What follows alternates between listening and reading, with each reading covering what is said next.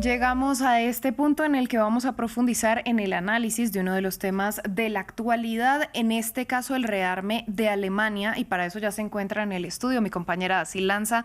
Dacil, buenas tardes. Buenas tardes, Valentina, ¿cómo estás? Todo por aquí muy bien, y hoy vamos a hablar de este rearme a partir de un nuevo plan que presentó el gobierno del canciller Friedrich Merz. ¿De qué se trata?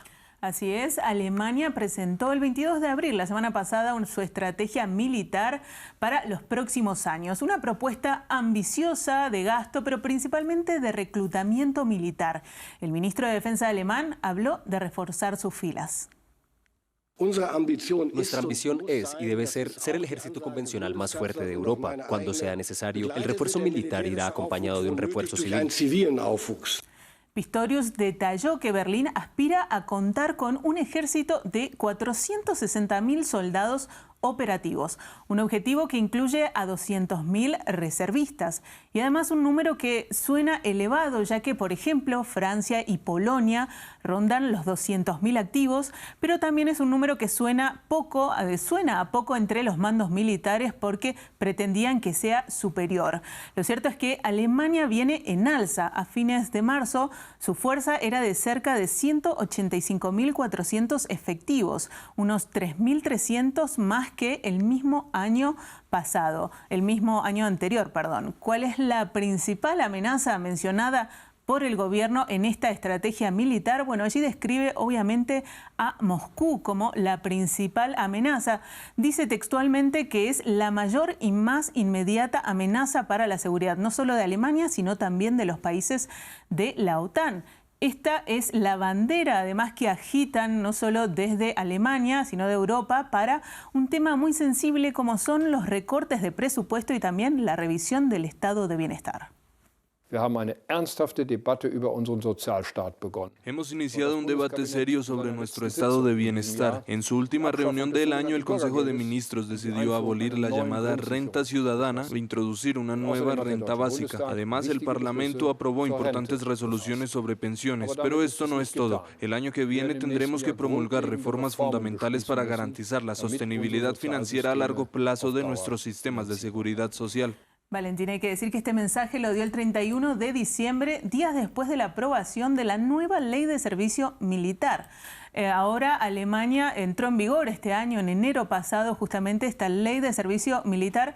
El servicio militar obligatorio fue suspendido en 2011. Ahora va a seguir siendo voluntario, pero lo que es obligatorio a partir de ahora, a partir de esta ley, es justamente el empadronamiento. Es decir, los hombres nacidos a partir de 2008 deben rellenar un cuestionario y someterse a un examen médico. Pero según esta nueva legislación, el Parlamento podría decidir introducir el servicio militar obligatorio en el caso de que Alemania no alcance los objetivos de expansión de sus fuerzas, o sea, de reclutamiento.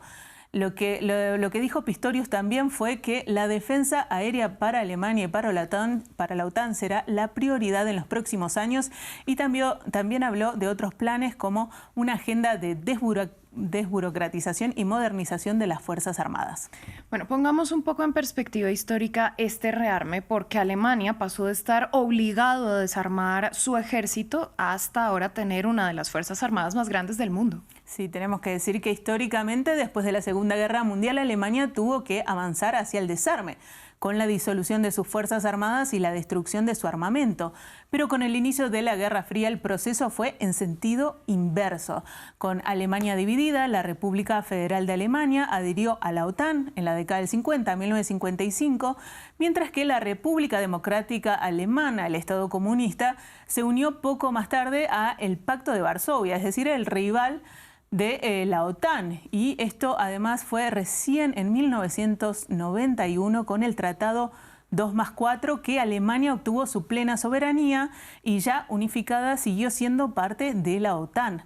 Desde entonces la presencia de tropas militares de Estados Unidos, como veremos, fue increyendo. Ahora hay que decir además que Alemania ya es uno de los países que más gasta a nivel global. Además es el país que más gasta a nivel europeo, ya que esto se ubica en el 4.º lugar a escala mundial, como decíamos, y a nivel europeo también es el principal.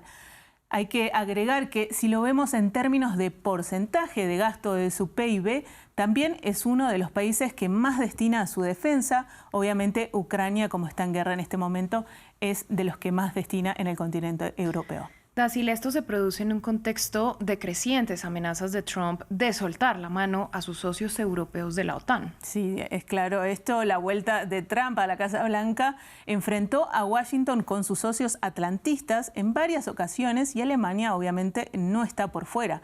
El gasto militar, la amenaza de hacerse con Groenlandia, hasta las diferencias en torno a la guerra en Irán y el estrecho de Hormuz hicieron que la tensión fuera increyendo. Ahora Merz oscila entre reforzar la relación con Washington en el marco de la OTAN y la conciencia de que la alianza ya no será la misma. Nuestra alianza con los Estados Unidos de América está cambiando. Para nosotros los europeos esto significa que debemos defender y afirmar nuestros intereses con mucha más firmeza por nuestra cuenta. Incluso horas después de que Trump anunciara la semana pasada que su administración estaba analizando reducir sus tropas en Alemania en un torno a 5.000 soldados menos, entonces Merz insistió en la importancia de esta asociación. Como saben, esta alianza transatlántica es muy importante para nosotros y para mí personalmente. Y mientras los europeos atlantistas estudian opciones por si Trump decide salirse efectivamente de la OTAN, la de Trump, esta amenaza de Trump de retirarse, bueno, Europa parece concretar esta decisión de Trump de retirar estos soldados, parece que se realizan estas pesadillas de los europeos. Pero ¿qué significa esta retirada, esta posible retirada? Hay que decir que Europa es la segunda región del mundo en términos militares para Estados Unidos. Allí tiene desplegados unos 68.000 militares en decenas de bases fijas y emplazamientos un poco más chicos. Por otro lado, Alemania, Italia y Reino Unido son los que mayor despliegue militar de Estados Unidos tienen en su territorio, y hay que decir que las fuerzas de Washington tienen presencia en más de una decena de países europeos.